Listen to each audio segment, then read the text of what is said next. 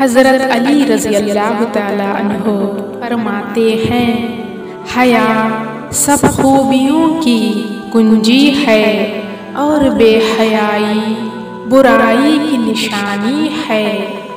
हया एक अच्छी सिफत है और इल्म एक कामिल रहनुमा।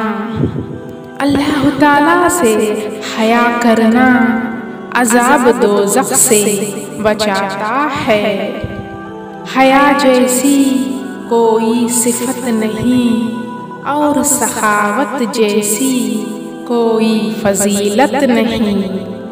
हया को इख्तियार कर कि ये बुजुर्गी का उन्वान है। मोमिन को चाहिए कि जब उसे अल्लाह ताला की नाफरमानी का ख्याल आए तो परवरदिगार से हया करे और उससे शर्माए।